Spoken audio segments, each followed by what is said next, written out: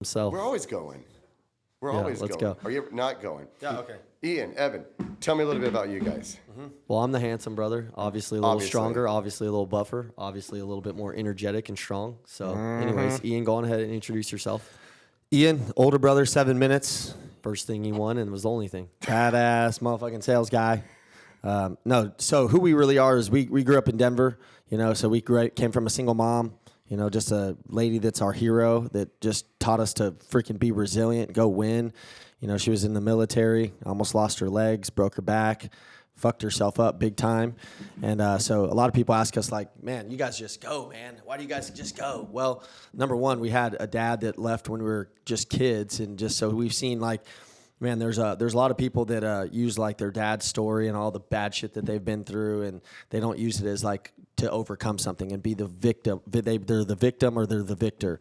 So we had a dad that just left, didn't do shit, and then we had a great mom that just went after it and attacked and was in the military, and so taught us, to have discipline, accountability, and to go after it and fuck shit up. So, Yep. And we just started selling from the time we were little kids. We were always selling, trying to figure out ways to make money. We grew up in a rough neighborhood. I've been selling Evan to have a good attitude. We grew up in a rough neighborhood. We saw a lot of people dealing drugs. That's what we wanted to do. That's what we wanted to be like. We saw people with the big rims and big cars and driving cool stuff. And that's what we knew. So we got into some bad sales early on. We got into a lot of trouble. We got into a lot of fights. We grew up fighting people. We grew up fighting for everything we had. My mom fought for everything she had.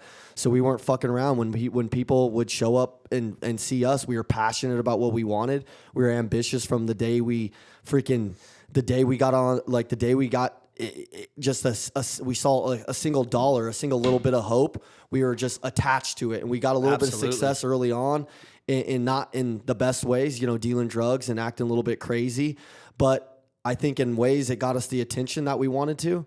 And Ian and I were always kind of known as like, we were always like good guys to be around. We were always fun guys to be around, but we were always thinking bigger than everybody else. So 100%. Then that led into several different sales jobs, but it started off in the bad ways. So we had like a rough past, and we got over that. We had a couple of mentors, guys like you that were teachers in business. You're obviously a jiu-jitsu freaking badass instructor, but we just had one guy that believed in us. We had a couple of people along the way.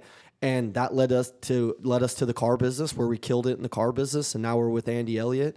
And over the last couple of years, we built the biggest self-development company and life coaching company that's on the face of the earth right now. We're totally smashing people's asses and making sure people believe in themselves and teaching them how to sell shit and be savage, good people with the ultimate mindset, people that are actually willing to do the work, show up for their families, show up in their health, and not be weenies. There's just a world full of people who aren't interested in actually doing the work. They want the microwavable success. They want to like put that shit in the microwave. Oh, now they're successful. Yep. Dude, most of us, it's taken us 10, 15, 20 years of massive momentum and doing the work. But ours just started as just little shithead kids, man, running around dealing drugs and having fun and being in a lot of uncomfortable situations that we shouldn't have made it out. We shouldn't be alive today to tell some of the stories, which if we get into them today, Shannon, you're gonna shit yourself, because some of them are funny as hell, some of them are dangerous as hell, and it's just who we are. Yep. You guys are absolutely amazing people. That goes without saying. You have me as a client. Yeah, you're one of our best clients. When I saw what Andy Elliott was doing on social media and such, and I clicked on that link, and then Evan, you called me. We had that conversation. I was like, oh, these guys are good. Yep. These guys are real good, and not in a way that's like funny, but in a way that's like authentic, genuine. And then when I met you guys, I was like, all right, yeah, these guys are doing it right. Yeah, I'm in.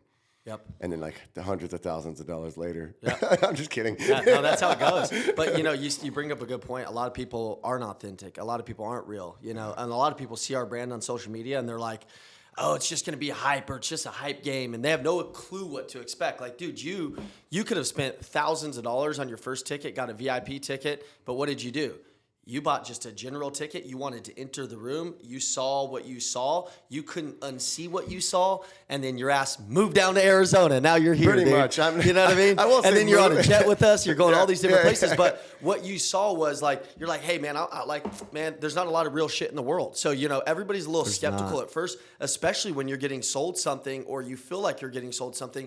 We like to truly lead with value on the internet. We produce the most sales content that was free for the world. We call it value in advance, just giving without just asking. You know what I mean? And then when people saw that, hey man, this is more than hype. It's more than just what we see on the internet. There's 10 times more than meets the eye. I mean, dude, you run with us all the time. So now you truly know, it's a real deal, and that's how we live. Well, then people start to really connect. Not to interrupt you, but this is what I tell people. My friends, acquaintances, like, I feel like I have crossed the threshold to the elite. Yeah. Mm-hmm. Right. And I've been looking for that. Mm-hmm. And I don't want to try to put myself above or better than anybody. Sure. Right. Us either. Yeah. Because I know where I come from and I appreciate it and I'll never fucking forget it. Similar stories. However, my wife and I, we have conversations. By the way, Sari, she's my CFO. Her and I run these businesses together. Yep. Right. And we have other people that are partnered that make it all possible, and they're fucking family. Anyways, long story short, I tell people I've crossed the threshold to the elite, and I've been looking for that, and I didn't know how. I was like, how? Like, I love my friends, I love my family, but like, guys, you guys are doing this, and you're content with that, and that's fine. Complacency, that definition doesn't work for me. Doesn't mean I expect it to freaking be your deal. Yeah. Right. You're doing your deal. You're going dirt biking. You're camping. You're drinking beer. You're making six figures. Cool, bro. It's not for me. And it's not even really about the money for me. Money's going to come. As a matter of fact, my wife and I, we pay ourselves a salary just like employees. We pay ourselves just like we're a 1099 employee. Anyways, so when I shook hands with Andy Elliott, Brad Lee, Kyle Carnahan, the Superhuman Fathers, and all these guys are all connected. And then I met Dr. Boyd, who actually freaking called me when Andy talked to him. Hey, man, this guy Shannon. Yeah. And I'm like, what is... And then within a few months, all this stuff happened. Yeah, you had 30, 40, 50 and it's fucking real. Yeah. It's real. Yeah. And people say, oh, you paid to get in that room. You're goddamn right I did. Hell yeah. Why wouldn't I? Because they have to earn money too, and I know what the other end of work and money looks like. Yeah. Do you feel like, okay, so when you say you crossed that level to go to elite, I crossed the threshold into the elite. When do you feel like that was? Or what do you mean by that? That means for so long, I felt like I was the guy in the room that was trying to educate and wanted to help people, and people come to me for questions. Yeah. But I didn't have a room where I could go ask questions and lean in and learn. Yeah. Right. So what you're saying is like that threshold for elite was really when you started to level up your circle, get in bigger rooms where you weren't just the big dog, where you weren't the big dog, you were one of the smaller dogs. That's right. Right. And getting around some people. See, and I think people miss that with some of these events. I think people also think that it's just about the education or the experience. Dude, you can make more connections being in big rooms and networking. Network. We were just talking about this with our trainer this morning. He came down to one of our events, right? And he's sitting in the back room, man, and he's hyped up to be there, and he's thinking, man, I'm going to come in here and learn all the sales stuff. Dude, he's already a very elite sales guy. But he said that there was something missing. He's always been one of the pushers, not being one of the guys who's actually getting pushed. Right. Same thing with Ian and I. We are always the best at our delership. We are the top Nissan sales guys in the state for 102 months in a row. And your efforts were going unwarranted. But we weren't competing with guys that were way better than us because we were the best in our pond. That's right. Yeah. So when there was no bar set for you. Yes. You're like, is this it? Am I doing my best? Am I making the most of it? Yeah. And then you meet Andy Elliott. So if if that's you on the other end of this, like, what I was saying about our trainer is he goes down there and he meets 4 or 5 different people, ends up making like $25,000 within like 30 days of being at our seminar. And more than that, he meets like several different people now that he's running with, and he's got a whole new circle. Yep. And in one event, he changed the circle. But he's also not a little bitch. He's going up and initiating conversations, Ian. He's going up and having fun with people. He's going up and saying, hey, by the way, like, you might not, like, he's looking at people's eyes and he's saying, hey, man, like, I can see that you're not in the best shape. Can you tell me, what do you like to do for fitness? And he's talking to these people direct. Yep. And I think the people at our conference, when they come down, they see a different level of network and all of our people are willing to extend their hands, like Brad Lee, like Kyle Carnahan, like Andy Elliott, where now you're part of a real network. Yeah, true. Hey, are we supposed to be facing this way or this way? No, we're looking at each other. It's fine. Okay. Yeah. No, the camera. He's got all kinds of camera angles here, and he can edit that out or leave it in. I don't give a fuck. You're supposed to go like this. No, you don't need to do that. That's no. This is the way we connect. Look at Shannon right in his eyes. Bro. Look at the crazy. I'm trying to look at both of you at the same time. But yeah, dude, that was exciting when you came down though, because I'll tell you what, Shannon also left his mark on. So like, if you're out there and you go to something, go to an event, whether you're a high-level entrepreneur or a new salesperson or somebody who's just trying to find your way, like make your mark on people. Don't be a person who sits in the back of the room and like just get what comes to you. Like that's the problem with most people in the world right now. They just get what's handed to them. Yeah. And Shannon, he comes up to me in the middle of the event and he's like fired up, dude. I told Ian, I was like, dude, this guy's got something different in his eyes. He's like, it was a different. I'm crazy. It was a different look, right? But he comes up and he's giving me reciprocity. He's like, Evan, thank you so much. I knew that this is the right spot for me. He's like making me feel good. He's pumping me up about how I'm doing on stage. He's giving me something. And then he's like, dude, I don't care what it takes to be at this VIP dinner. I want to be there. Yeah. He's like making me take his card to be at to upgrade him to the VIP, which we were sold out of. But he had such a look in his face. And how many people would have just stood there and just not? They would have just done nothing. Like said, hey, I want to go to the VIP dinner. That sounds cool, but well, let me tell you how many people do it. Chill, we all know. I don't really know. And 99% of them. From that. 99% of people do exactly that. They have a frugal mindset, right? They have a scarcity mindset, right? There's already a little bit of stigma, a little bit of doubt, a little bit of apprehension about, because there's so many fucking people out there taking advantage of people, so many people out there getting fucking rich off of lies, right? That you have people that are only a fraction of what they're capable of because they haven't been introduced to people like you and Andy and Brad and myself. And like, we open people up. We find the best in people. We show them what you feel right now is not you. That is everybody else's opinion, perspective of you.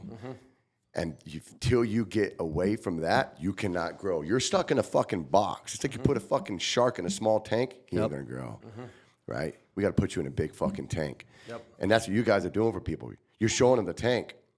You're showing them the fucking tank, and you're not even doing it in a way that's, dude, now I don't want to drop any names, but there's fucking platforms out there, there's coaching courses and stuff that get you to sign up and make you fucking sign a fucking 2-year fucking contract. And then you start fucking listening and learning, and you go, I'm stuck with these motherfuckers? Yeah. No contract. Yeah. Well, in like our Zoom calls, we made like all of our Zooms Monday through Friday available for $99. Yeah, are you kidding me? Because we're like $100 a month, you get to listen to Andy Elliott, you guys, Danny. Fucking, you kidding me? Every day. We want people to understand that there are a few real ones left, and we know them because we run with them. Like we've aligned with guys like the Muscle, we've aligned with guys like Brad Lee, we've aligned with guys like Kyle Carnahan, like you, and we've aligned with all of these incredible entrepreneurs. That have a not only a real story, but real businesses and real fire, and they're wanting to contribute back to the people who want to show up and be real too. So we've got a cool network too of like young, fired up individuals that are looking for the real leaders. We've got so many businesses that we're kind of like telling these salespeople, hey, go work for this guy, go be a part of this company. And it's changed a lot of landscapes on the businesses that are with us because now they're getting fired up people that are growth minded, all because they came down to a seminar, all because they came down and connected with some people, all because they decided to act on what they saw on the internet and came down and see if it's real. And most of our best people now have been with us for 2 or 3 years. And, it's just crazy how life works when you change your surroundings and your environment. And Ian and I, our biggest paradigm shift that we ever freaking had was when we came to our first event with Andy, and there's 40 people in the room, and it changed our level of thinking. It changed our level of belief in ourselves.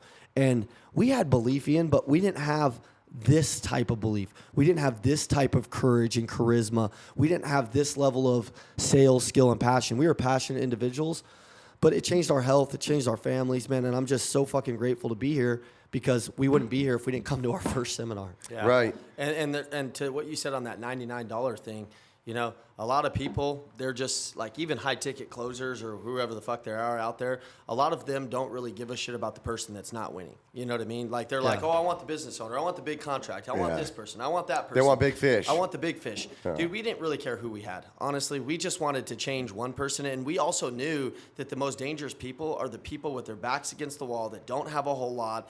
And all they're looking for is an opportunity to learn, an opportunity to grow. So our business initially was built, and a lot of the people that are managers now in the car business, they're running their own HVAC companies, they were all people that literally came in on a $99 membership. It was their last $100. You never forget the person who was there for you when nobody else was. You never forget the person that didn't give up on you when everybody else did. Or the burnt-out owner making millions. Or the burnt-out owner that's but like when you're that $99 membership guy versus that owner, like a lot of those owners have to get their ass kicked in order for them to do something, and then they'll do something, and then they wasted years of their lives where they could have done things a whole lot different on the business side and removed so many obstacles from their business, but they're so one-sided because they're a business owner. All of their experience just leads to conclusions, and they think that they're right. And it leads to experience, which leads to conclusions. Mm-hmm. And you were going to say or just like, you know, some people, it's crazy. I talked to a guy that runs a big company back in Tennessee, and he's just like, dude, I can't, you know, he's 48 years old, he's running a multi-million-dollar company, and he just got into really personal development, and he's like, I didn't know that I needed a good coach in life. Like, we've 3x'd his revenue, and he's just like, man, I didn't even know like this type of stuff existed. Let me say something. I don't mean to interrupt, but I just want to point this out and make it very clear for everybody. I don't give a fuck who you are, where you are, what you're doing, whether you work for a company, you own a company. Everyone needs a coach. Mm-hmm. And in my opinion, you need more than one. Mm-hmm. I do believe that, Andy, everyone says you're a product of 5 people that you surround yourself with. 100%. Okay, so find 5 coaches. Yep. Hit them up once a week. And the crazy thing is like nowadays with the fucking internet, if you're not just consuming it like a fucking jack off, if you're actually like utilizing watching it and like taking notes, like I was listening to use it constructively versus destructively. And I'm going to go there later, by the way. Well, and I was listening to Ed Milet and Tony Robbins this morning on a podcast, and I'm sitting there freaking, I'm driving here. I got the freaking car on autopilot, and I'm writing down 3 or 4 things that they're saying. I'm writing down. He has a Tesla, folks. Yeah, dude, And he's a vegan. No, I'm not. I'm definitely not, but I do have an electric car, you know. He's definitely a vegan. You know, so fuck you guys. Go ahead. But like, he uses non-paper toilet paper. This is the thing, though. Most those little weird straws that you see in the 3 shells. Starbucks. Sorry, this is the thing. He's on a roll. He's you on only a roll. have 3 drinks of the Starbucks drink. Listen, Ian. It's good for turtles. There's a reason why my bank account's bigger than Ian's. Oh, he's good for turtles. He spends his money on all kinds of bullshit. Open up the app. Let's go. I spend it on mine. meat and plastic products. You know, Republican shit, not guys. Democratic By the way, not. Let me say something about these guys being twins. This right here is fuel for their fire, right? It keeps things interesting. They get to practice on each other all the time. It's called role playing, which is very important. Not role playing like whips and chains, although, you know, to each their own. But I'm like, these guys grew up with each other, obviously, and they have to look into a mirror every day, right? So they practice being the best selves, and they they're each other's coach. Mm-hmm. Yeah. I guarantee you right now, I promise you, these 2 guys right here are each other's best coach. For each other. Sometimes you don't like your coach. You know, a lot of times we have to have hard conversations. But the world right now, since the world is such a snowflake culture, a coach can't even tell you something because if you don't agree with it, then it's snot bubbles. You're like, oh, I don't really agree with what he told me. I'm going to cancel his coaching program. Dude, you signed up so somebody could get another result out of you that you didn't have yourself. You can't get that by doing the same shit that you normally been doing. Like, we get a lot of people that will come into the program. They're like, you guys are really intense. You guys are really hard on us. Isn't that the shit that you wanted? Oh, you wanted no accountability. You wanted to do it your way. You just wanted the result without doing the work.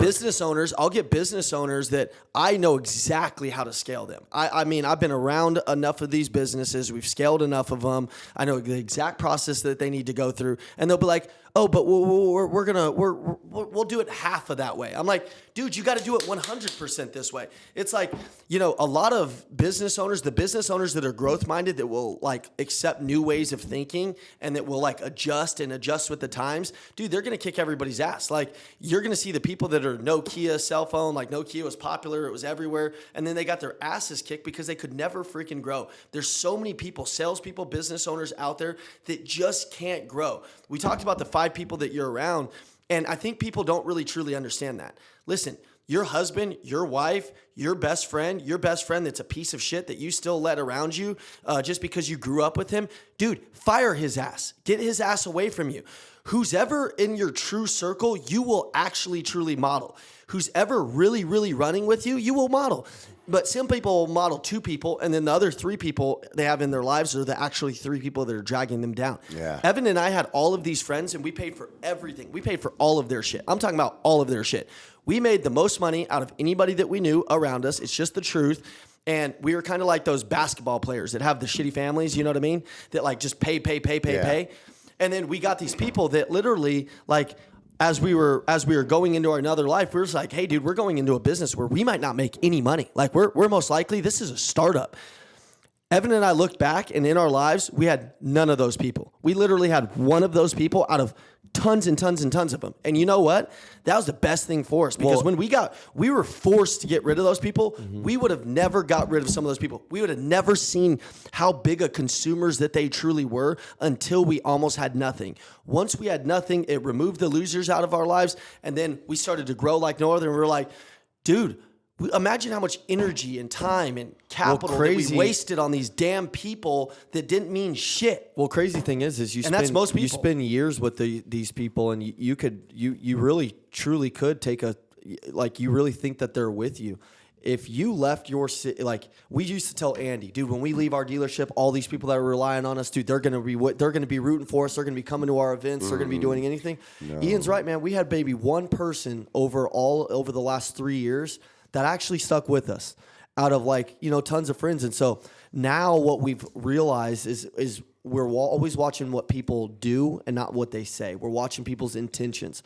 That's why we've built a coaching company on real people that are actually showing up. They do what they say, and they're delivering for their clients at different levels, and they're always there for them, whether they're spending money with them or not. Yep. And you can't be in your same ecosystem of people. Like if you're, our biggest thing was we just kept recycling our experiences with the same people that we were around over and over and over and over and over and over and over. And we wondered why we didn't grow. We wondered why we started to adopt shitty habits. We wondered why we were who we were. And we weren't bad people. And we were just a tenth of ourselves. There's a lot of people that have this another version inside of themselves that they want to rip out, but they can't rip it out because it's called Awaken the Giant Within. Tony Robbins wrote that book. You're around all these people that know who you are. You're around all these people who judge who you are. And when you go to grow, they're not going to like it, no matter who they are. And it's typically your spouse. It's typically your best friend. It's typically your mom. It's typically your dad. So in order to do that, you have to get outside of your ecosystem of friends that just that look at you the same way. You got to get into a new frame of thinking where people don't even know who the fuck you are, and you don't even know who you are. And then you're like, damn, man, who could I be? And that continuously will happen the rest of your life. So it's like, okay, so the first couple of years of us not making any money and opening up the Elliott Group, we lost a lot of these people who we were paying for a lot of their stuff. We were there motivating them. They had interest in us because we were actually helping them, right? When we weren't able to do that, we lost those people, right? We took on a lot of new people that, we were helping out, right? Mm-hmm. Well, when we started to blow up the Elliott Group too, there was a lot of clients and people that were with us at the beginning when our success didn't fucking scare them. Mm-hmm. When our success started to scare them and we got more successful than some of the people that we were coaching, we went through this same cycle of, some of those people they were cool with us when we weren't riding on the private jet, when we were, when we were very much just starting out. Now, we haven't changed. Mm-hmm. We've gotten busier. We ask people to do business in a certain way and do certain things. But some people it's always going to restart like that. People just don't sometimes like when you scale. Clients, friends, everybody. You know what I mean? We teach people to scale, and we've truly scaled our business. But we did have clients originally that were like, well, why are you guys doing this? Why are you going to this level? Why are you going to that event? Why are you doing all these things? We're like, We're growing, dude. Yeah. You clearly don't like it because you don't grow and you want people to stay small. There are people around you that like unknowingly want you to stay small. Like they don't want you to leave your comfort zone. They're not going to say don't leave your comfort zone. They're going to say, why are you doing that? Hey, just let's rethink that. You guys don't got to do that. That's not okay. you. Hey, stop. Don't go to the gym. Shannon, you don't have to go to that conference. Shannon, you don't need abs. You don't need abs, Shannon.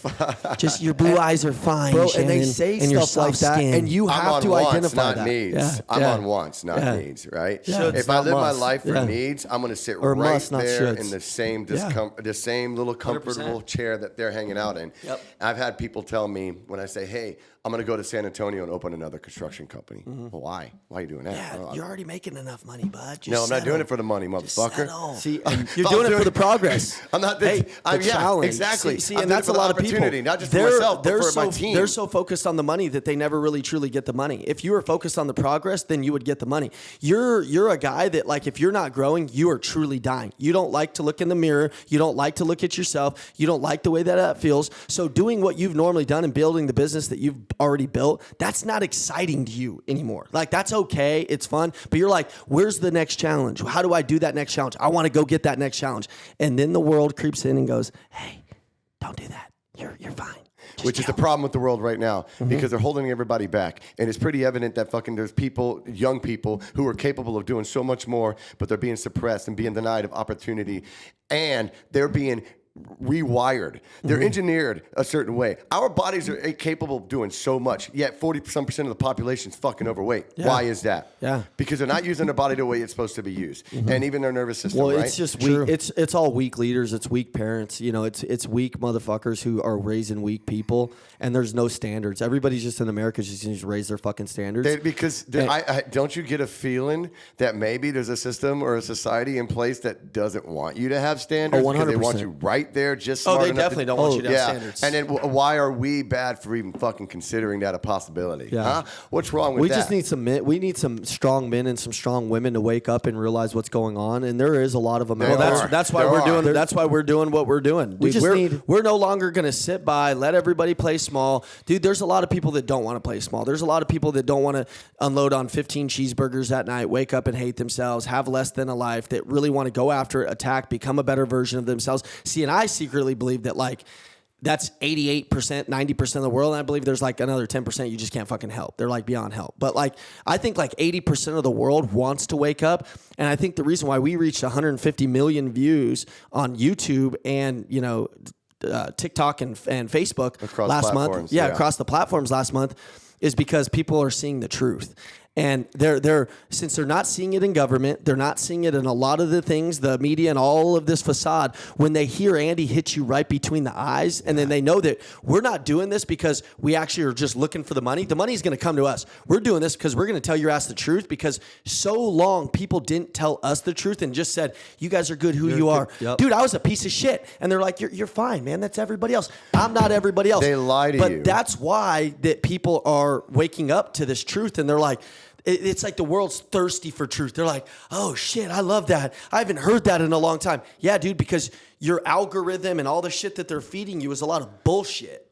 And the problem is there are people that, like you said, that are looking for the truth, and some of them recognize that. They go, oh, I've been looking for this because it's not abundant. Yeah. What's abundant is the fallacy, the negativity, Yeah, the you can feel indoctrination, the acrimony, the cynicism, the apathy. Fuck. Why? Where? Universities, school, parents. Like, where? When did it happen? How did it happen? Better question is, how do we fucking fix it? It doesn't even matter how, right? If we can establish how, that'd be cool, and we can reverse engineer that. But how do we fucking fix it? This is how. Yeah. We have the conversations, and we have the conversations open, organically, authentically. And then what do? We don't give a fuck about what they say because the people are saying things don't know what the fuck they're talking about. They don't have any testimonies. Yeah. Where's their credibility? Where's their credentials? Yep. Geez, I don't fucking know. They just listen to other people do this, and they think, oh, this is what we do. And then we just get behind something and we fucking we advocate for it no matter what. But we advocate for it no matter what. I'm not saying I'm talking about people who don't know what the fuck they're talking about. Then they get shown some truth and they go, no. I don't like that because that's going to prove me wrong. And I don't want to be wrong because I have more pride than I do have care and love. I act like I love, but I really don't fucking love because I'll tell you this right now. In order to love, you got to love your fucking self. And you don't believe me, yeah, I just love a good freaking coach that'll tell you what to do and that'll give it to you straight. My biggest coaches that always changed my life the most were people that at the time my ego was in the way, and I wish I could go back to when I was a kid and take that ego aside. But I used that ego a little bit to get pissed off and go do the work because I was coachable. And when you see guys like Andy Elliott tell a guy to take his shirt off on stage and he is fat and he's like, look, you're a fat fuck. And he shows him exactly what he needs to do to fix it. Like a couple of the reels that have gone to 10, 20, 30 million people, or he's talking about, hey, if you're on the Elliott group, you're going to have a six-pack or you're fired. When he's talking about that stuff, just go look in the fucking comments, man. Go look in the comments. And it's typically the winners, the coachable guys. Like, go click on their profile. See what they look like. Yeah. You know, see what kind of purpose they're running. See what kind of, with the purpose that they're running with. See what kind of businesses they're running. They're always the people in the comments that are like, man, that's what we need to hear. That's what America needs to hear. Those are the comments and the actual conversation that could change something. But then you see all the crybaby little pussies coming out. And they typically don't have a Facebook picture. They're eating a damn cheeseburger. And dude, they're sitting They look around. miserable. Their eyes are cold. Yeah, they're man. Just They're dweebs. They're the guys. They're the guys who, you know, they bend over to tie their damn shoes and they can't even tie their shoes. Well, they don't have shoes. They wear Crocs. They wear Crocs. They got to bend over to tie them. Then they come up and nothing against Crocs, but it's like they just. Well, they come up for fucking breath and they're just like out of breath and they're walking around with they're drones, man. There's no passion. There's no drive. I walk into stores every day. I was about to say that. And dude, we just see these stores. This is what I see when I go into more stores. And Shannon, this is crazy. I could walk into any store right now, no matter what it is. It could be a car dealership or it could be just like an HVAC company. You can tell right away how the leader runs just based off of how the people run. If I walk in and I see them, they have high energy. They're like, hey, how you doing? Welcome to XYZ Auto. I can't wait. Dude, we're so excited that you're here. You know they got a fired up leader. You know they got a leader that believes in personal development. You know that leader's listening to a podcast. He's running sales meetings. He's obsessed with growth. Well, and then you walk into these ones and they're just dead. They're like this. Evan and I walked into 2 stores yesterday. They were like, dude, 2 stores we went into, 2 for 2. The guys couldn't even get off their ass and say hi. And they look like we were the problem and we were potential customers walking into their store. But that isn't even because of them necessarily to me. That's because they probably have the leader that does exact same shit. So they're doing the exact same shit. They're only modeling that behavior. Because that behavior, is that allowed in your company? Hell no. No, so what it really comes down to, everything in America right now, it's really super easy. If we wanted to fix any of it, it all come down to leadership. Because of course it does. Let me say this, and I don't mean to cut you off, but look, a business, a team, employees, whatever, it's usually the leader that fails them because that's the example being set. And more importantly, it's not just the leader that fails them. It's the leader that goes, oh, this is my purpose. This is what I'm going for. I have this mindset. I want to capitalize off them. I want to pay them as little as possible and make as much as possible. Well, that's a person that doesn't think ahead. They actually don't have real skills when it comes to people skills. Just having a genuine perspective of not just business, but helping people. Yeah, sure. So if you want to have a successful business, you have to have a product, service, or an experience that you wholeheartedly want to help people offer to people, right? But you got to do it to your employees too. Yeah, you got to make them successful. Well, and then you'll attract the ones that actually want to show up and get shit done. Well, then that's how you know you got a good leader. Well, here's where it all goes wrong. Like everybody thinks that everybody thinks what we teach is just sales training. It's life training. Oh, it's way more than that. The problem is like we can say we do need strong leaders, but the fact is there's 90% of the world is not strong leaders. So if you're working out there in the real world, you're going to be surrounded by a bunch of fucking losers.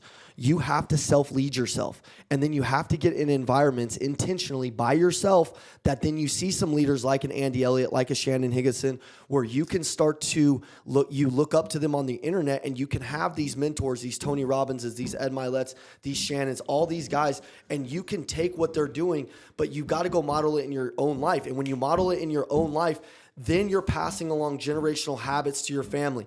I saw this freaking guy come into Chipotle. He was 400 and something pounds, man. It was so sad because his daughter was walking next to him and she was massively out of shape. They were huffing and puffing and they're just going to pick up their crack, their food, and they had like 5 bags. And I'm thinking, my God, dude, he doesn't even realize how much self-sabotage he's creating in her life, all of the self-doubt, the hate that he's got for himself, all the things that are going through his head, he's literally giving to his daughter. I would never do that. If you're doing that, you have to wake the fuck up and you have to start self-leading yourself. You have to look at yourself as a man in the mirror and say, I am fat as fuck. I'm going to stop. I'm going to run every night until I throw the fuck up. Or I am going to be a person that is going to lead people and I'm going to learn to lead myself first. If you're not with a good leader, fuck it, dude. You got to stand up and do it yourself. You got to be the leader. But also, you like, if you're not just in shape wise, that matters too. But like a lot of these guys, even some of them, they're in decent shape, but they're emotionally fucked up. Yeah. They're mentally fucked up, and and it's because they're not really growing. They're not consuming something, and it really comes down to a couple of things. But a lot of these leaders, even if they're somewhat in shape, and most of the time if they're in shape, it tells that they've got a good energy, they're growing, they're learning. But I see some leaders that are even in decent shape, but their mentality is dog shit. You know what I mean? Because they're a general manager working for an owner, that this owner has passed down some low limiting beliefs for them. They don't think that they're worth it, so they make everybody around them feel like they're not worth it. You know, they lead by manipulation and fear. Yeah. They don't lead by any type of love or admiration or anything. You said something about the money, like, hey, people that don't want to pay their employees. Well, it's typically the shitbags that don't want to pay their employees. Yeah. You know, like if you're so worried about the pay plan for your people, you'll never have the right people. We wrote the most incredible pay plan for the Elliott Group that is the highest level coaching pay plan in the history of time before the company had money, because we wanted to attract studs. We also wanted to let studs know right away, hey, you're going to have to self-lead. The minute you stop self-leading and we see you, you can't work here. There's a standard here that you're going to have to display in order to keep your job here at this company. Now, what does that come down to? Physical, mental, family, business. If any of those things are out of line, your faith, and we see that, well, then, dude, we have to have a conversation. We have to show you the way to get those things in alignment. But if you have your personal life in alignment, you're typically going to have your business life in alignment. A lot of these leaders, because they haven't been taught what we're talking about, and they've just worked really hard to get to where they're at, they're losing everything. I get calls all day long by general managers from all over the place, and they're like, oh, I lost this deal. I lost my partnership here, and I'm lost. And I'm like, tell me more of what's going on. And it's usually, I'm an alcoholic. I've been drinking on the job. I've been, I've lost my kids. I've lost my family to this. And so they're so spun out with all this shit. They don't even see that they're spinning everybody out with the shit that's around them. It's crazy. Like, if we're really going to fix some shit, leaders got to fix their personal lives and truly make people want to live like them. Like, we just got off of a call with Lincoln Stahl. He's the #1 Chevy dealer in the world. And he wasn't 3 years ago, but this guy has a life and lives how people would want to live. Like, you're looking at him, you're like, dude, he went from 350 pounds to 250. He's lean, he's mean, he's giving sales meetings every day, he's running freaking hard, he's leading by example. His wife's in the dealership, his kids give the sales meetings on Saturdays. Like, he's having fun. But it wasn't like that a couple of years ago. But it wasn't like that a couple of years ago. And now you get lost in the business. The second the business starts to consume you and you're not focused on the things outside of the business that make you more productive and you're not filling all those cups. See, a lot of people, they're just going to tell you you can't have it all. A lot of people are going to tell you you can't be physically fit and be a badass salesman. You can't be physically fit and be a badass entrepreneur. You can't be a great dad. You can't do all this stuff. That's because they put a fucking cap on themselves.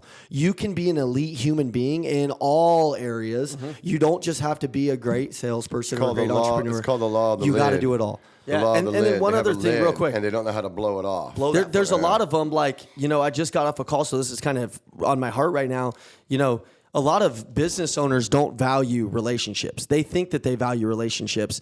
And I see all these guys that lose their jobs, lose their partnerships, and they're like, oh, they thought they were a badass. They were the king of their four walls. And then the minute that their partnership is over or terminated or they lost that job, they're out of jobs for 6, 8, 12 months. They burned through their entire life savings and they're all by themselves, but they were a badass at one time.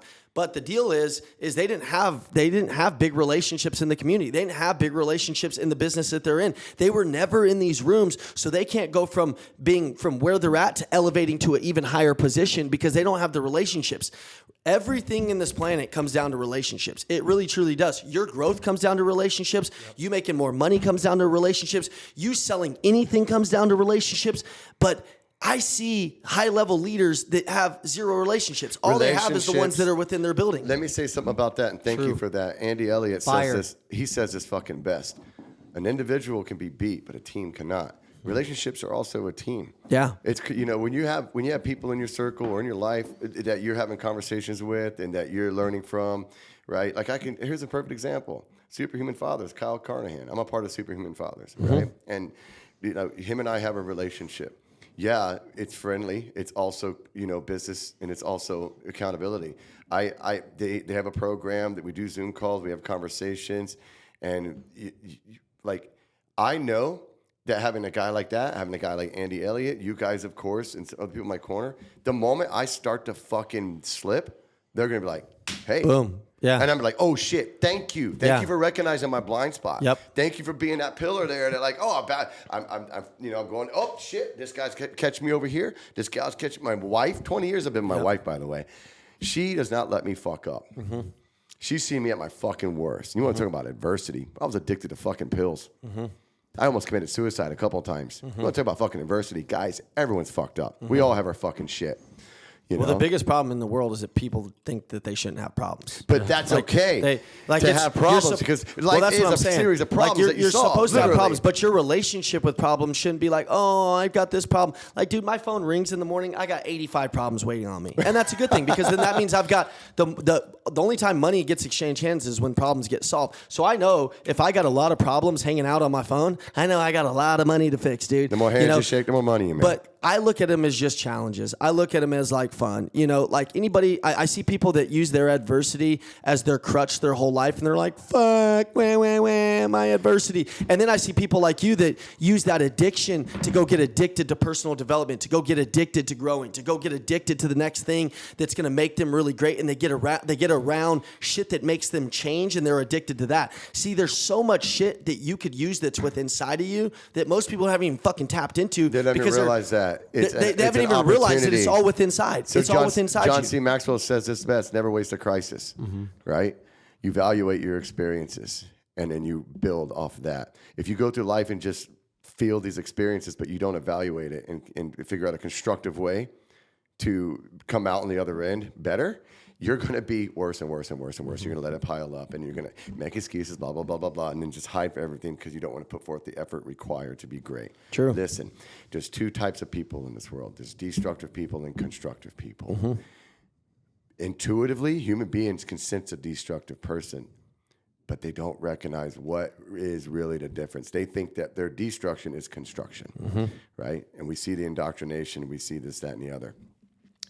It takes a year to build a fucking house. To construct a house, it takes a year.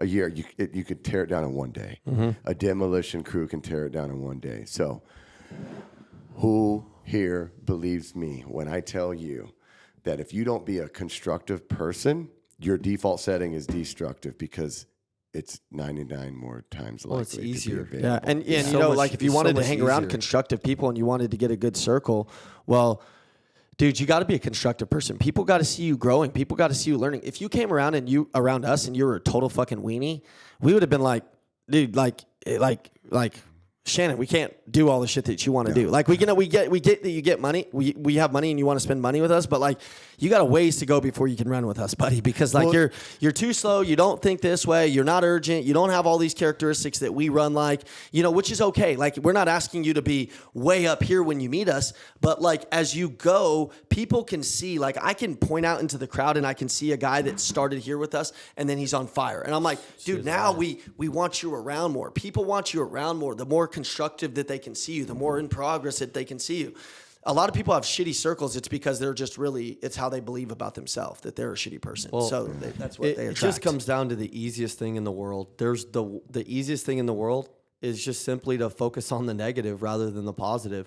If you're like an optimistic person, if you're a person that can like find good perspective in a lot of things, I'm not saying everything is fucking great every time, but everything, you know, like the things that are wrong are always on the table, but so is what's right. Ian and I are very good at choosing to focus on what's right. And in the midst of that, if you can be that kind of person, people like to be around you. Now, it's harder to do that. It's harder to do that because it's so much easier to bitch and complain about your life and talk about all the shit that you don't have. But nobody gives a fuck, man. They don't. Nobody cares about. And they'll act you know like what they do, people but they care don't about? care. You know what people care about? People care about you showing up every day. People care about you setting the new standard. People care about you going dark for a couple of years. Now, they won't care about it during the process, but you come out 2 years after being dark and like working on your body, working on your mindset, working on the way that you talk to yourself, and all of a sudden you come out this extreme version of yourself. Like, I suggest every person that hears this should construct the most extreme version of themselves. What do you look like? What do you talk like? What do you sound like? What does your wife look like? What do your kids look like? What does your future family look like? What's your bank account look like in 2 years of you not quitting, of you going to war every day with that little bullshit bitch voice in your mind? What does that look like? Because, dude, that's the crazy shit. Ian and I and Andy, we have put ourselves through the fucking gauntlet over the last 3 years with ourselves. We're just doing everything. We are intentionally. What did Tim Grover say? You either are going to go to hell or you're going to go meet hell. And if you go meet hell, then you're not going to go through hell. You know, what that means is like, are you going to go intentionally make yourself suffer. Hitting the gym, doing the things you don't want to do, doing the outbound calls you don't want to make, doing all the shit that you don't want to do, talking to that client you don't want to talk to? Like, are you going to go meet suffering or suffering going to come meet you? Fuck yeah. What else we got, Shannon? Oh, we can do this for weeks, right? So, What time's our flight? oh, you guys are leaving today? Huh? We're We going got to time. Gary Vee. Oh, yeah. We're You flying got to see time. Gary Vee and You got time. who else is on that deal? That we're Hey, by the way, guys, they're flying out today to go do an event in Dallas tomorrow morning, and then fly back for another event Saturday. Wes Watson's going to be at the Lions. Bradley will It's gonna be be sick, Bradley dude. will be We're there. literally just Dude, they asked me to come with them to Dallas. Hey, you coming with me? I'm like, oh, I would love to. You know, just like that. We ask you to go everywhere. Yeah. You know what I mean? Yeah, well, okay, buckle up. So, realist, optimist, pessimist. Yeah. Like where, and for you guys, we've seen it all, right? We've seen people who are pessimistic. Yeah. Obviously, they're fucking so abundant. And then you see people who are optimistic. Maybe they're a little too optimistic. Like, where is the realistic person or the realistic mindset? Is that the balance? Is that what, like, you got to cross the threshold or you got to like dip in here? I know for me, man, because I'm hardwired and I'm a hard charger. I can be in like a pessimistic fucking mood. Like I'm not gonna lie. People are like, oh, I'm not fucking pessimistic. I'm pessimistic as fuck. You know why? And so I have a very high awareness of when I'm acting that way. And so what I do to get out of this is I cold plunge. I work out every morning. And when I do those things, then I'm optimistic as shit. I'm like, what's up, dog? How you doing today? There you go. Before that, I'm like, oh, fuck, I got this. So, you know, the person who can self-correct is worth the most money. Annie always says, you know what I mean? So and he always says that. how do you teach people to self-correct? Well, I'm aware of myself. I teach people to have a more heightened awareness of what their problems are. Dude, you know when you start to get off your game, and a lot of people don't. I'll point it out. I'm like, dude, look at that, dude. Did you see how you just acted? Did you see the words that you just said to your buddy? Do you see the language that's coming out of your mouth? You got to be careful of all of that stuff. So a lot of times it takes somebody to heighten your awareness and know that it's out there, and then you do it. Like me and Evan, when we're traveling, we know that we like to eat chips and shit and get on the plane and eat popcorn and hang out. You know what I mean? On our way there. It's like the only hour me and Evan get in our whole lives to like do nothing. So we actually love flying. You know what I mean? Because nobody can call us and shit, right? That's the best. So since we know that that's going to happen, we bring sweet potato, little baby food sweet potato deals. You know, we load up on water. We go to this gym right next to the airport, and we work out before so that we're freaking fired up. And then we get in there and we're tired, so we sleep the whole time instead of just, you know, eat popcorn and shit. It's like you just got to know yourself and know like the shit that you do and the shit that's not good for you. And some of it is little shit like that. Let me say something else too. You know, again, I would love to. I'm gonna stay here until you guys kick me out. Okay. By the way, this is my fucking podcast. I do what I want. Let's go. And by the way, this studio is not mine. However, before the end of the show, I do want to drop some, some shout outs to the our man guys. that's letting us use the content studio. And we're going to be killers. using it. He's going to let us use the studio quite often, but it's all the reciprocity that turns into greatness, right? So for people listening and people that are going to see some of the clips and reels and stuff, I hope that this gets out there.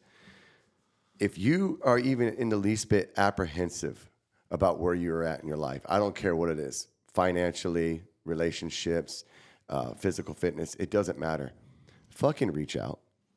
We will never judge or criticize you. Well, we're going to judge you, but it's going to be in a constructive way. Yeah, and I'm going to criticize the fuck out of you. But I promise you. In a good way. Yeah. You know? Right? In a good way. I promise you this is real. You need a little bit of that. Yeah. A little kick in the dick, right? Well, like, I and promise you winners this are is going to real. respect some criticism. They're going to welcome accountability. They're going to welcome that sort of stuff. Only people that want to stay where they're at aren't going to welcome those Right, things. but people that are staying where they're at, but maybe they're right on the fence. Like they have that little bit of doubt. They have that little bit of intuition. Like, man, maybe there is something real here. Jump. You're not doing a fraction of what your potential is, and I promise you can do much better. And not just in a way that is selfish, but to help other people. Because at the end of the day, if you're out here doing this and fighting this and advocating for this, you're trying to help other people. You're just doing it destructively. Right. We can turn that into a constructive way. And I'm in the construction industry. It's one of my businesses. I own a few construction companies. I know about fucking construction. Yep. And oh, by the way, if you don't believe me, Google Higginson Homes. I'm the best goddamn general contractor in some areas. Yeah. So going back, we talked a little about optimist, pessimist, realist, and how all of it's relevant. Because the pessimist part of you says, hey, bitch, shut the fuck up. Let's go get in a cold plunge. Get Let's back go in work your it." zone. And then you're optimistic. You're energized. You're fucking fueled up because you have a passion, right? You have something that you're striving for. Your heart leads that, okay? So you feel your heart. Your heart gets negative. You feel your heart, and then you're going again, and you're being real. You're being real because when you're in a pessimistic mindset, then your realist mindset says, hey, dude, we need to clean up aisle fucking Ian over here. Thanks. Appreciate you. Realist mindset. And then put you in the optimistic mindset. Yeah. So the realist And I'm curious both. on realist because I don't really know exactly what realist means because I've seen some people say, hey, I'm a realist. Like that means that I can't do X, Y, and Z. And to me, that means they're putting a cap on themselves and they're saying, hey, this is really what you could accomplish or something. So maybe if that fits into that zone. Just authentic honesty. That's real. Just being, just not lying to yourself. It's not like. Just recognizing that you're a bitch and you're other capable people of being great. Because other people are always going to try to force what they believe is possible onto you. They're going to say, hey, you can't go open up a coaching company and do what we've done. They're going to say, hey, you can't go sell 30 cars a month. And like, you be can't. real. Be real. Be real. And they're always, and people will always they're try in to. a pessimistic mindset. That's why. Okay. When you're in an optimistic that is dog mind, shit. Yeah, That's dog shit. You gotta put yourself in a place where you're not selling your quota. You're selling to your potential. You gotta always remember that you're the only person that can cap you. Once you actually start to fucking take control of everything that goes on in your life, that's when you could become the most ultimate optimist, is because you're in control. You're in control of your body. You're in control of your mind, what comes out of your mouth. Are you speaking life into people, or are you fucking like a venomous viper with your words and everything that comes out is bullshit? I'm not really in a position anymore where I'm letting that fucking voice have its own life. I'm killing off that negative voice when it comes into my head. I'm figuring out ways to get it the fuck out of there and focus on the positive. However, and you're absolutely right, but it's required. Yeah.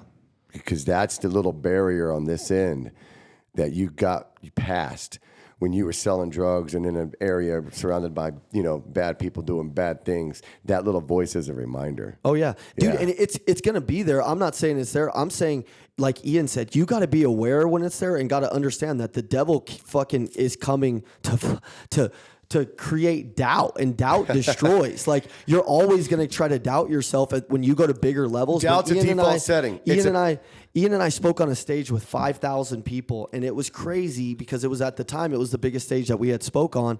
And before then, I know he was having the same thoughts. I'm like, what am I doing here? You start to have that imposter syndrome. Yep, imposter syndrome. And then, Ian and I were well prepared for it, just like we knew we were. We knew we were going to come in there and smash it and have a lot of people going crazy. And it's just crazy that your mind can run so many games on you and kind of make you fear stuff that's not really even there. It's all bullshit. Like you're just creating your own bullshit, thoughts. And if you can figure out a way to start to reprogram you're manifesting, yourself, you're good. You're manifesting an excuse in your brain. It's just like people with addiction. Yeah. They make the decision, I'm gonna quit doing that, this, that, and the other. And then your brain tries to figure out ways to trick you into going back to that. Yeah, right? However, you are in control of your brain. Your brain is not in control of you. Now, your brain does do things that you have no control of, like your heartbeat, right? And, taking breaths, involuntary muscles, and that's great. However, I'm going to raise my right hand. Raise right hand. Lower right hand. I made the conscious decision to do that. So is it possible that there's a spirit involved? Oh, yeah. Yeah. And just don't be a fucking little bitch, man. You know what you need to do, but you're not doing what you need to do. You know what you need to do, but you're not doing what you know. And I'm cool with baby steps. You gotta do it. I'm cool with baby steps on people because you're right. There's people going to come through that door right now. We need to hit them over the head with everything, but then they're going to run away because they can't take it all at once, right? Incremental. Thank It's like you. if you wanted to wake up at 4:30 in the morning because you read the 5 a.m. book club, or you wanted to wake up at 5 a.m. because you read that book and it's badass and it changes your life. Well, I wouldn't suggest going and waking up at 5 a.m. If you wake up at 7, go wake up at 6:30 for a month, and then go wake up at 6 o'clock for the next month. And then all of a sudden, in 3 months, you're at the 5 a.m. club, and you're seeing what we as winners see in the 5 a.m. I'm opposite of that, though. See, I tell motherfuckers, go wake up at 3:30 a.m. and just beat the fuck out of yourself and torture yourself. True, but just people are like, I'm like, dude, I get the incremental shit, but some people, man, like, just fucking decide. Decide. Like, if you're going to do some 5 a.m. shit, like, maybe you want to just try waking up at 3. Like, maybe try both ways, Wake up at 3:30, 4:30, just don't complain when your life doesn't change. You know what I mean? Like, how about just do one, just do it. Like, in order to grow. And by the way, is waking up that hard for people? Like I hear so many people talk about, like, waking up is like, oh, I got to get up at 5:30. Dude, I've been getting up at 4 a.m. for like 15 years straight. Like, I get up on my girlfriend knows, even on vacations, I get up at, like, the latest I can ever sleep is like 7 o'clock. And I'm not saying I'm like some superhero, but I'm saying I got shit to do and I got to get shit done. And I have a sense of urgency, like, within my body, within even my dreams, that keeps me as a top performer in every industry that I've ever been in, because I'm so damn worked up to go get the damn work done. And some people are like, oh, I'm sleeping, dude. Well, you're broke sleeping and I'm paid still not sleeping. Oh, they need to wake up. Yeah. They need to wake up. Wake the fuck up, people. Wake up, people. You know what? Let's do this. I want to spend a few more minutes, and I want you guys to ask me some questions. Mm-hmm. Shoot. Good. I know you can do it. Good.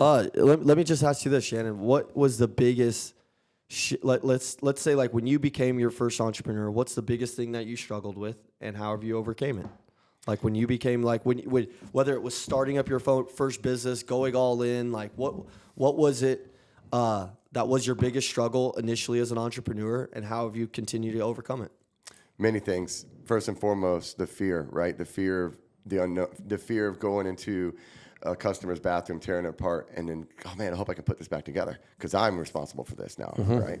You got to embrace the fear. You got to accept the fear, use the fear, learn how to understand that. How did you get past that? I remembered that I used to work for a company for many years doing it all fucking ready. Yeah. I'm already doing it. But now the difference is like you said, you're on a stage in front of 5,000 people.